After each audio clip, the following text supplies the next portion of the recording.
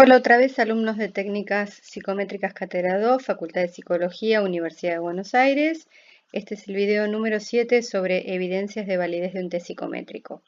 Habíamos revisado los dos tipos de validez interna o vinculadas con la teoría y ahora vamos a pasar a los tipos de validez que se relacionan más con cuestiones empíricas o de propósitos aplicados, también llamados tipos externos. Vamos a comenzar por la empírica o de criterio, que se divide en concurrente y predictiva, y hay un tercer tipo, que es el tipo retrospectivo, pero que no lo vamos a tratar aquí para no alargar demasiado el video y porque no es un tipo de validez o de evidencias de validez que se calculen muy frecuentemente. Sí les recomendamos leerlo de la bibliografía, igual que el resto de este material.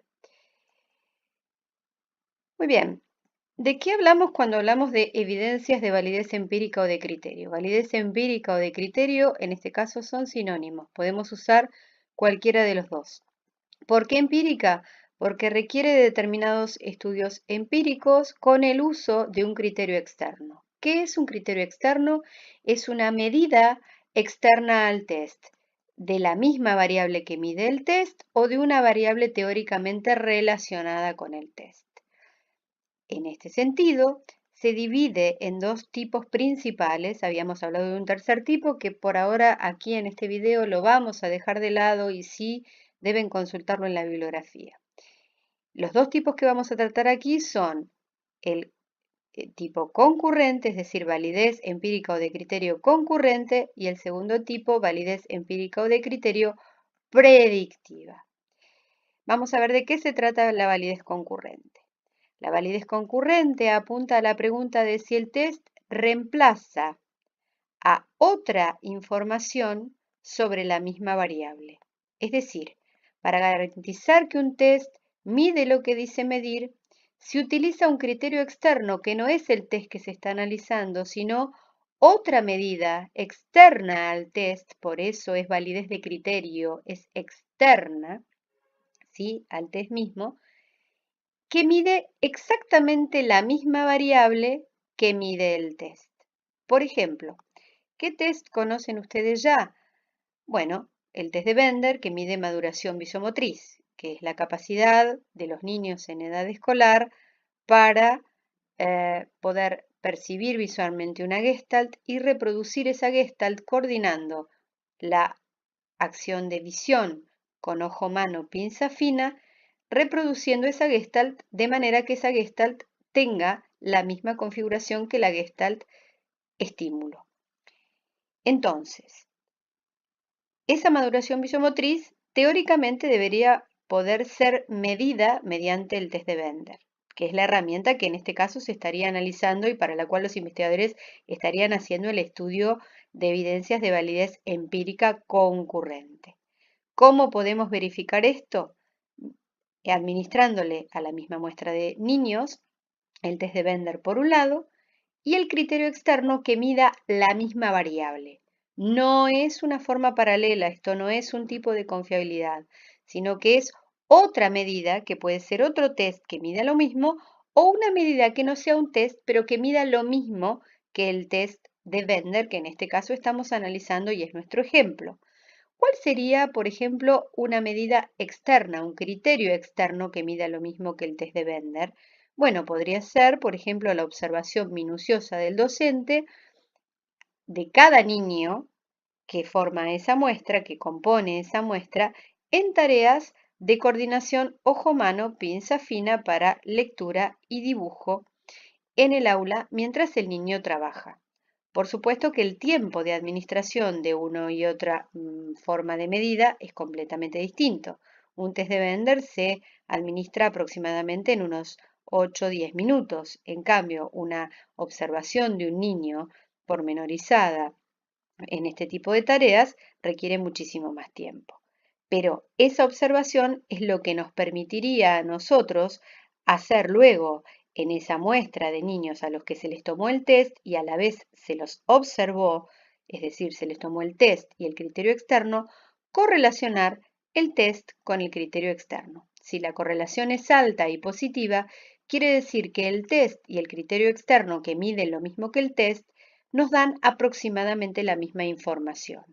Comparten la mayoría de la información y uno es reemplazable por otro.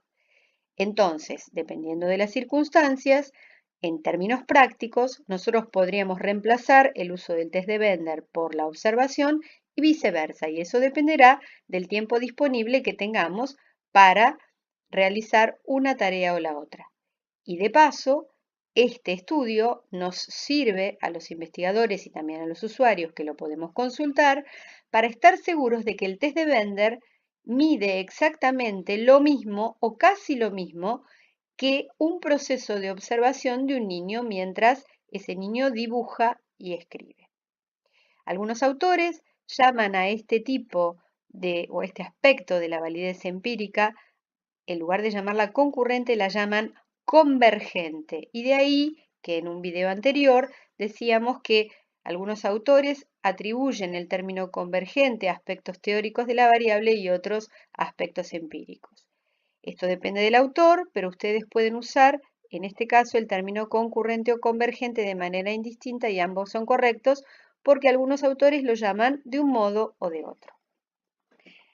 Vamos a ver ahora la validez predictiva. También es una validez empírica o de criterio porque utiliza un criterio externo al test, pero no ya es un criterio que mida la misma variable como en la validez concurrente, sino mide otra variable teóricamente relacionada con la variable que mide el test. La pregunta es si el test es capaz de predecir otra información relacionada con otra variable que está vinculada teóricamente con la variable que mide el test.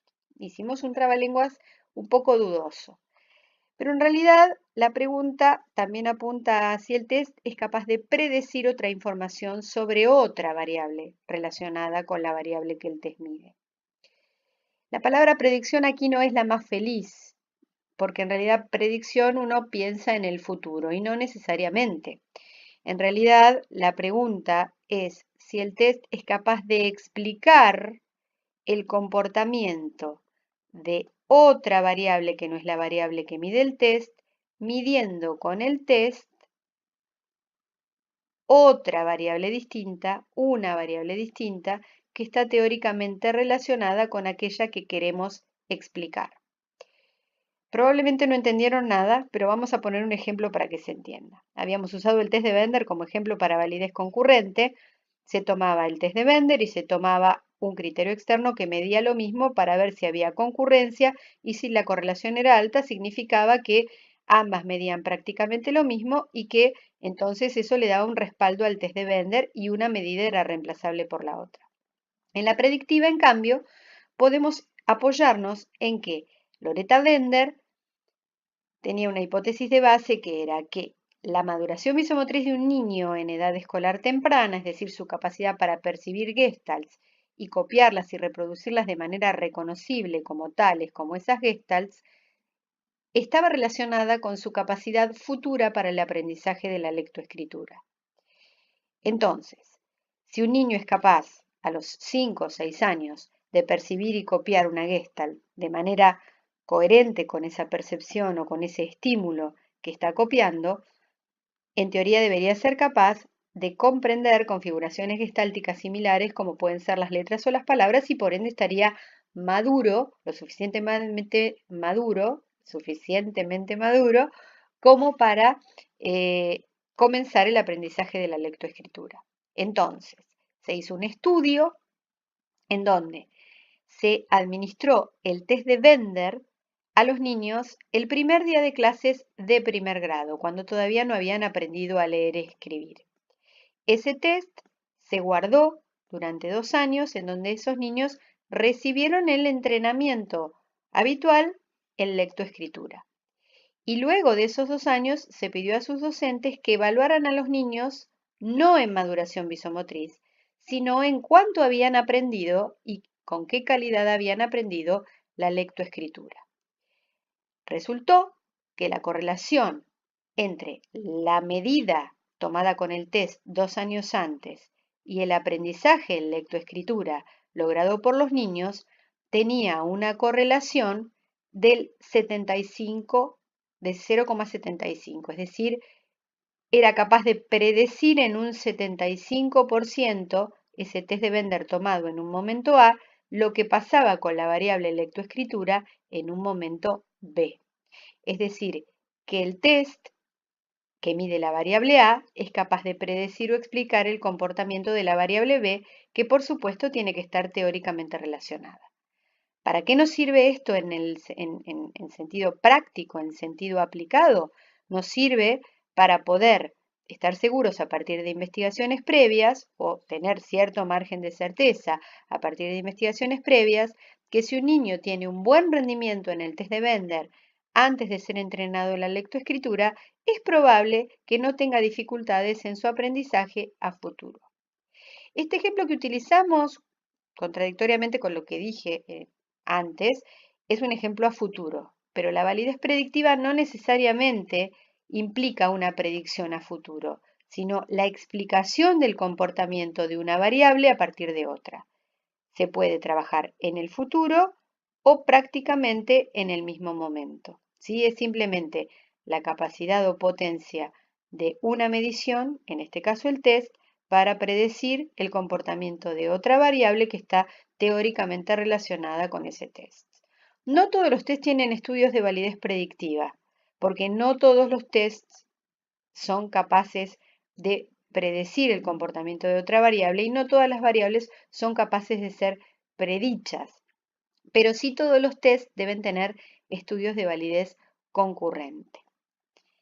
Es decir, entonces, que en este caso, en el caso de la validez de criterio concurrente, predictiva y retrospectiva, cuando la lean, el propósito de estos estudios es aplicado o empírico porque nos dice a quienes usamos estos tests en la práctica qué tipo de información nos dan o qué tipo de información son capaces de explicar o predecir.